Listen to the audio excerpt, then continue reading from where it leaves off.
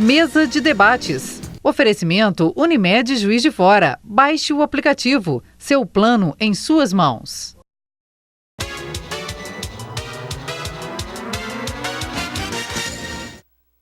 Estamos de volta para o último bloco do programa de hoje. Christian, eu estava perguntando a respeito do limite. Se existe um limite, né, para essas produções, a diversidade toda que pode ser colocada na produção dessa cerveja para manter a qualidade e também para expandir a produção de Juiz de Fora? Perfeito, excelente pergunta, Caio. Você veja bem, o concurso, por exemplo, ele é algo bem educativo para o grande consumidor, a grande massa de consumidores entender qualidade dentro da cerveja. Por exemplo, quando uma cerveja, como vou dar o exemplo da Profana Weiss, que foi o motivo pelo qual eu estou aqui, ela é avaliada dentro de uma categoria das cervejas de trigo alemãs. Então, os jurados, e falando de jurados, já foi falado aqui, por exemplo, sobre os concursos para cervejeiros caseiros, nós três aqui já somos jurados desses concursos. Então, nós estamos dos dois lados. A gente está acostumado a fazer avaliação de cervejas para concurso, de outros tipos de concurso, e nós, quando colocamos as nossas cervejas para essa avaliação, a gente sabe o que os jurados estão buscando, né? A gente está acostumado a fazer esse trabalho de avaliação mais profissional de cervejas, faz parte também da nossa atividade. São vários critérios que são avaliados, de sabor, aroma, e todos esses critérios são considerados levando em conta o estilo que está proposto.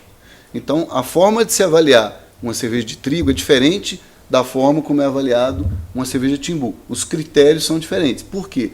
Porque a cerveja precisa estar enquadrada dentro desse estilo.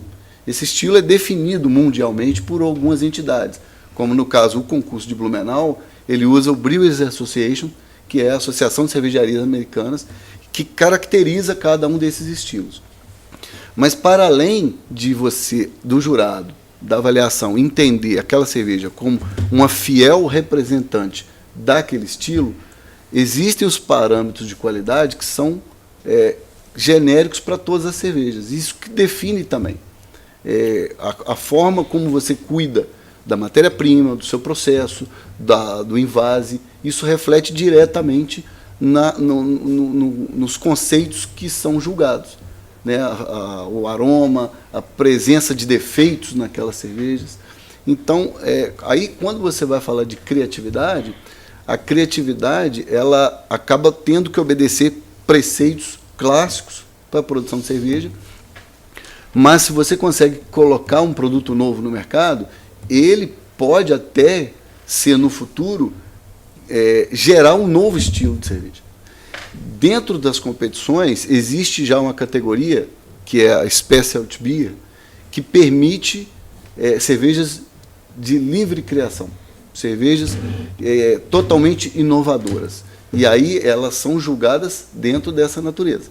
Elas são julgadas sem um parâmetro claro e pré-determinado de estilo. Aí eles vão levar em consideração mais a harmonia, o equilíbrio,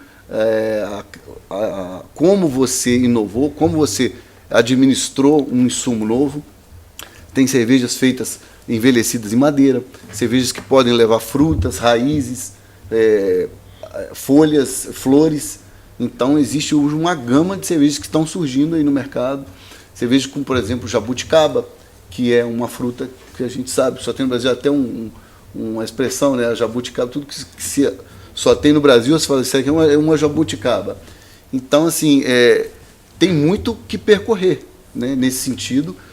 Temos uma riqueza de diversidade na Amazônia, por exemplo, e hoje tem alguns cervejeiros trabalhando. Tem uma cerveja que foi premiada da Amazonense com o bacuri, que é uma fruta muito comum lá. Então, assim, o que a gente tem, por exemplo, de riqueza em Minas Gerais, está na hora da gente começar a explorar isso melhor. Não é fácil, não é só pegar qualquer coisa e colocar. Você tem que criar um ambiente, criar um produto, uma receita, onde você valorize e harmonize aquele ingrediente novo que você pretende colocar no mercado. E isso é o mais difícil. Resumindo, né, Christian? Qualidade é uma coisa, proposta é outra. Sim. Você pode ter uma cerveja de qualidade fora da proposta e você pode ter uma cerveja dentro da proposta com ou sem qualidade. É isso que o Christian se referiu, entendeu?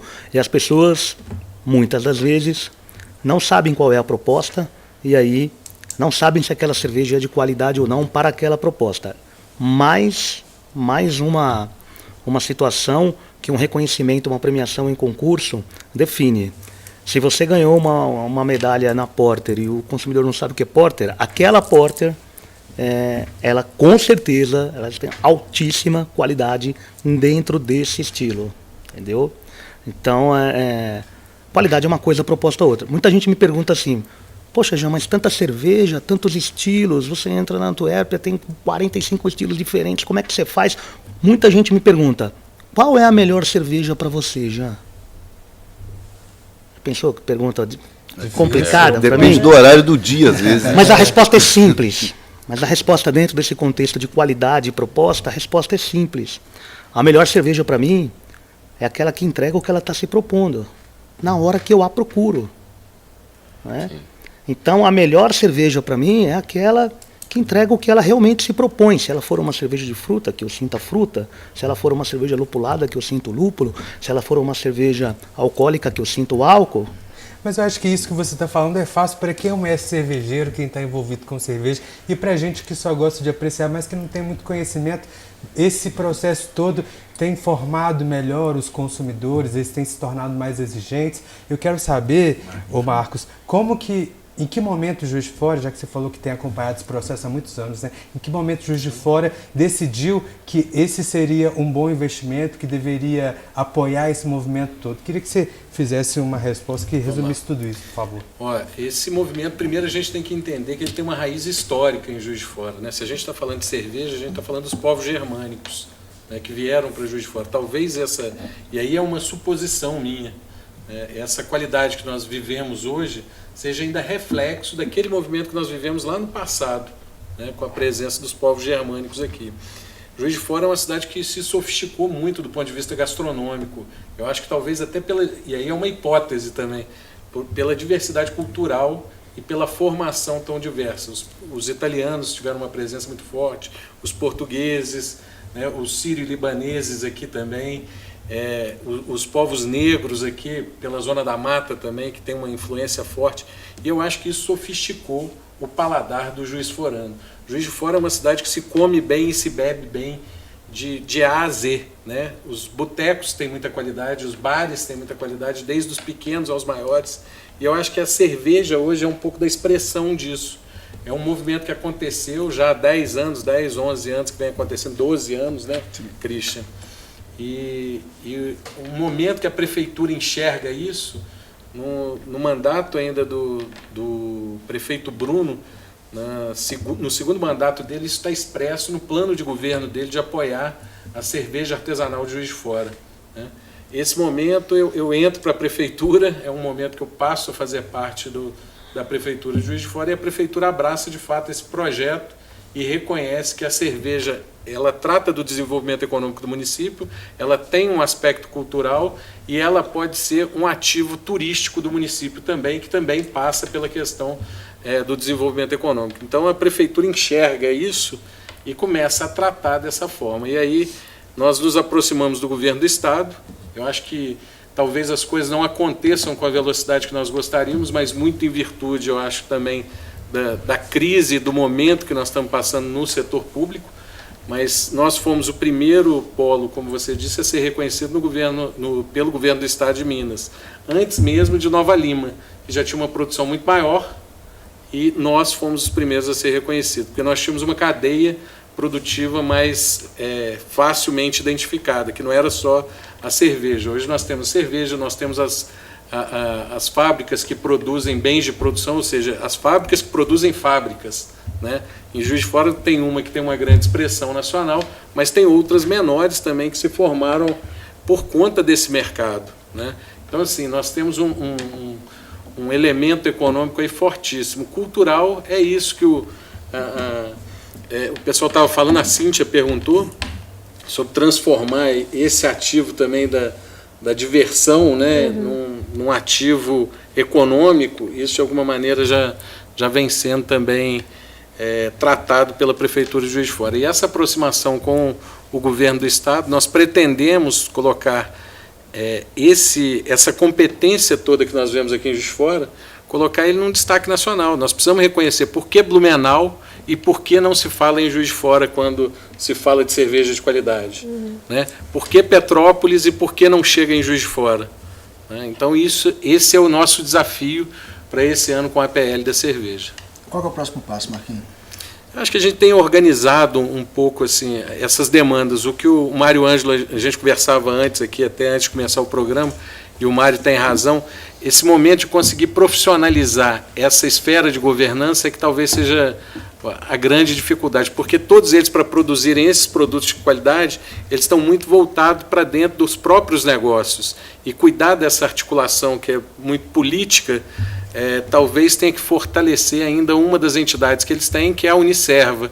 A gente precisa fortalecer um pouco mais essa esfera de governança para tentar avançar um pouco mais e materializar isso tudo, empacotar esse produto que é Juiz de Fora como uma cidade cervejeira, conseguir vender nos grandes mercados, né, ir para o Rio, ir para São Paulo e falar, venha para Juiz de Fora, que a experiência pode ser tão boa ou melhor do que a experiência de Blumenau para aqueles que vêm beber cerveja, e avançar nesse sentido, começar a criar um plano de ação que realmente a gente avance. Aqui também, conversando um pouco antes, nós falamos de algumas ações, como, por exemplo, a importação de insumos para diminuir o custo de produção e conseguir entrar com um produto mais competitivo no mercado.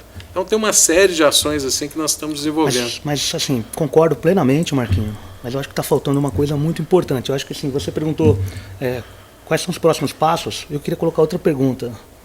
Qual que é o grande gap? O que está faltando? Porque você, Caio, você falou assim... Quando você fala gap, não sei se o pessoal de casa entende. Você pode só traduzir para a gente, por favor? Qual a principal distância, né? O que está mais distante? Qual que é a principal lacuna? O que preferencialmente está faltando? O que está muito longe de ser alcançado? Né? Eu acho que é a área educacional.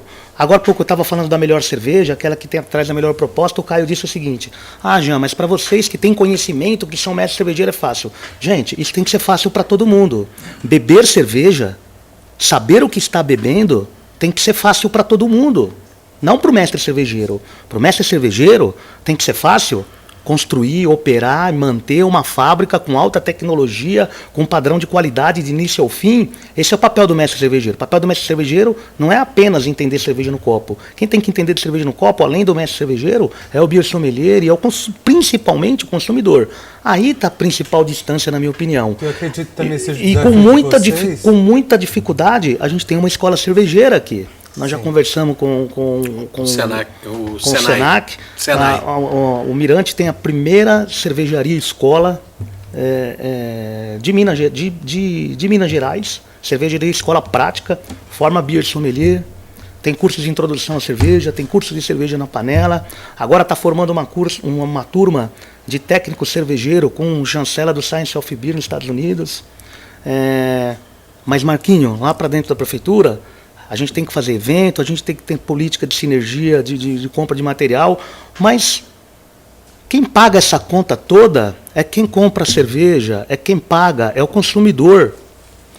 Esse cara tem um gap enorme para o conhecimento. Não é o mestre cervejeiro, só o mestre cervejeiro, que tem que ter esse conhecimento. É o consumidor que tem que ter o conhecimento. E aí, na área educacional, na área de curso, na área de treinamento, na área de sommelieria, na área educacional, existe uma deficiência muito grande em Juiz de Fora. Isso, para mim, na minha opinião, isso é crucial, Marquinhos. Eu já concordo com suas palavras, não muda uma vírgula.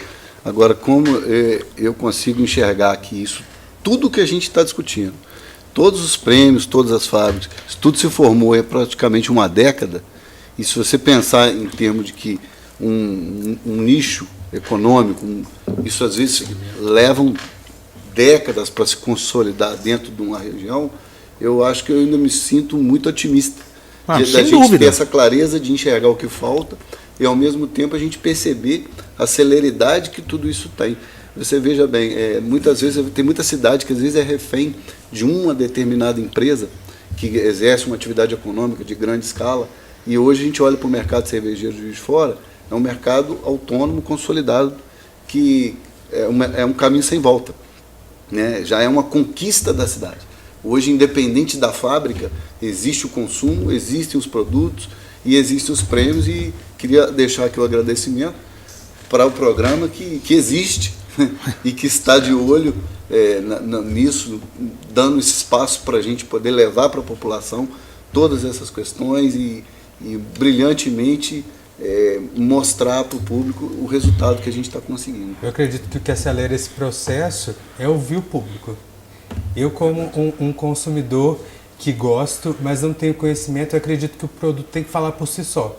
Porque não vai ter ninguém me falando assim, isso aqui tem uma porcentagem disso ou daquilo. Eu tenho que sentir quando consumir esse produto. Experiência. Caio, eu até aproveito o seu engajamento, né, para dizer, tudo que envolve sentido é uma experiência sensorial. Então vai ser bom para mim, diferente para você, né? O paladar que eu sinto é diferente do paladar que você sente. Então realmente é uma experiência sensorial. Então tudo que está agregado ao valor cerveja é isso. Marquinhos usou um termo, sofisticação de paladar, que hoje o nosso mercado gastronômico ele é mais sofisticado. Então a minha pergunta vai para os três, né?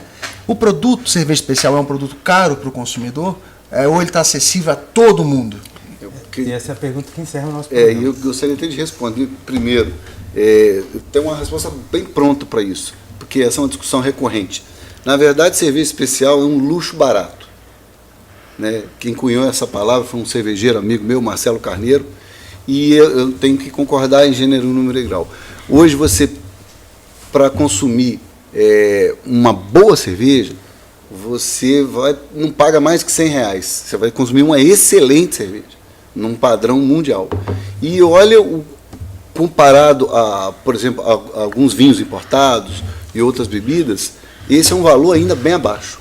Então, é o seguinte, quando você compara com a cerveja popular, que historicamente, e quando eu vou falar em história, eu estou falando da história do século passado, porque a história da cerveja ela é muito maior, ela tem quase 10 mil anos. E esse modelo de você ter uma cerveja popular dominando o mercado não chegou a 100, não durou 100 e já está em falência. Então, como você entende que você está trabalhando com um produto de exceção, de pequena escala, que leva todo um cuidado muito maior e insumos nobres, apesar dela estar numa faixa de preço acima da cerveja popular, ela não é cara. Você conseguir ter uma experiência nova, experimentar produtos que hoje estão, por exemplo, em Juiz de Fora, na casa de 10 a 20 reais, você toma excelentes cervejas, né? Produzidas aqui, inclusive, e estamos vendo aí agora premiadas. Então, você tem que entender qual que é o posicionamento de preço de mercado que ela vai ter. Cerveja não é cara. Sérgio, e eu acho que a questão é que esse talvez seja o grande desafio agora. Popularizar a cerveja, fazer com que o que o Giancarlo falava da questão da educação, acho que junta um pouco com o que nós já conversamos várias vezes com o Mário Ângelo também, que é da gente conseguir dar capilaridade a esse produto, fazer com que esse produto realmente chegue a todo juiz forano. E o que o Caio falou, ele tem razão. A cerveja ela não tem que vir com o beer sommelier do lado para explicar todas as notas. Isso é uma sofisticação, isso é um luxo talvez, mas assim, de maneira geral ela tem que nos agradar, ela tem que entregar aquilo que ela se propõe, como o Giancarlo falou. Então, eu acho que o desafio agora para romper esse gap é atender, fazer com que essa cidade aqui conheça a cerveja de Juiz de Fora. E eu acho que nós não teríamos nem capacidade para produzir para toda a cidade. Bom, o nosso programa chegou ao fim. Quando tem cerveja envolvida, o papo rende demais, né? Então, eu quero mais uma vez agradecer e parabenizá-los pelas vitórias e pelo trabalho desenvolvido, por oferecer ao Juiz Forano um produto de qualidade. Cíntia, bem-vinda, parabéns pela estreia. Obrigada, gente. Foi um prazer conversar com vocês aqui. Parabéns para vocês pelos prêmios. Obrigado. Sérgio, obrigado. Só aplausos, mais nada. Para eles. Bom, eu quero agradecer também a quem acompanhou o programa. Lembrando que você pode assistir outras edições da Mesa de Debates no nosso canal no YouTube ou na nossa página no Facebook. É só procurar por TVE Juiz de Fora. Aproveitar para curtir, compartilhar os nossos vídeos e se inscrever no nosso canal. Muito obrigado pela sua companhia, uma ótima tarde para vocês e até amanhã.